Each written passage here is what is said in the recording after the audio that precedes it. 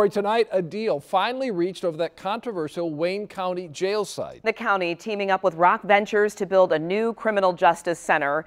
Here are the renderings of what that site would look like. It would be built near the I-75 service drive and East Warren Avenue. The unfinished failed Gratiot jail property at Gratiot and I-375 would be sold. Rock Ventures would buy the old site at Gratiot and would be responsible for its demolition. The move would mean big things for Wayne County. Now, you picked this as our big story today when we invited you into our editorial meeting on Facebook Live.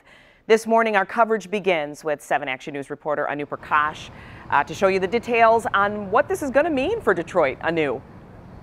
Yeah, it's a big deal, Glenda. This is all going to be happening right here behind me off the I-75 service drive and Russell. Now, this entire project isn't expected to be finished until the year 2022, but we are getting an idea of how this landscape will be transformed. This is what Wayne County's new Criminal Justice Center is expected to look like. It's a $533 million project between the county and Dan Gilbert's Rock Ventures. It's one that finally brings an end to the fiasco surrounding the unfinished jail project that has been an eyesore off of Gratiot for 5 years. It's probably the biggest albatross that this county has had around its neck ever. But now the agreement puts not only a new jail, but a criminal justice center right here off the I-75 service drive near Russell. It will house Wayne County's new 2,280-bed jail, sheriff and prosecutor staff and administrative offices, criminal courthouse, and a new juvenile detention facility. Right now, our jails are in significant disrepair.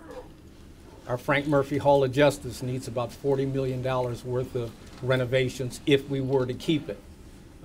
The long-term viability of the county, both financially and in terms of having facilities that make sense, this is a big win. Wayne County is investing $380 million in the project, and Rock Ventures is responsible for $153 million in any cost overruns. In a separate agreement, Rock Ventures will acquire the site of the failed county jail project on Gratiot for $21 million. Rock is planning for a mixed-use development in that space. Demolition here is expected to start in the summer or fall.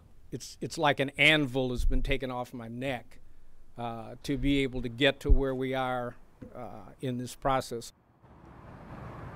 Now, this agreement still has to be approved by the Wayne County Commission as well as the building authority. But if everything goes according to plan, we're told that work here at this site can start as early as October. Live in Detroit, Anu Prakash, 7 Action News. All right, Anu, thank you. And our team coverage continues with 7 Action News reporter Kim Russell.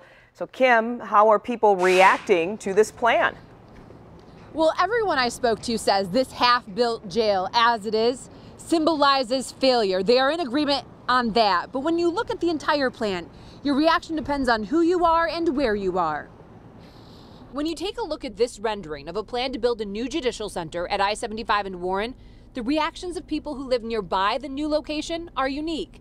They might like the idea of tearing down the half-built jail and creating a new justice center. Yeah, it looks good. And it'll help our downtown too. But they have concerns. Will this development impact traffic in their neighborhood?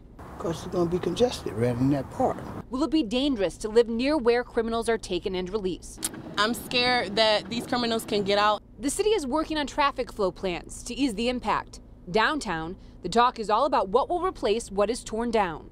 So I think that it should be something for the children to come down here and have fun. So having something like that is definitely an eyesore, and it will definitely be great to tear that down, get rid of it, and start building up from what Detroit really needs. Businesses right next to the current Justice Center, like the Basement Burger Bar Detroit and Harbor House Restaurant, hope that what is built brings more customers.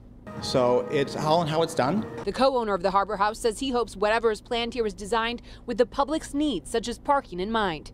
He says if anyone will consider that, Dan Gilbert will. He is all about public spaces. He's all about traffic flow. He understands the difference of doing a project right and wrong. And hopefully it's done in a way that benefits everybody in the community. Now, while this deal is closer to reality, it still needs approvals from the Wayne County Commission and the Wayne County Land Bank, which owns some of the property involved. We'll continue to follow those decisions and let you know what happens. Reporting live in Detroit, Kim Russell, 7 Action News. Kim, thank you.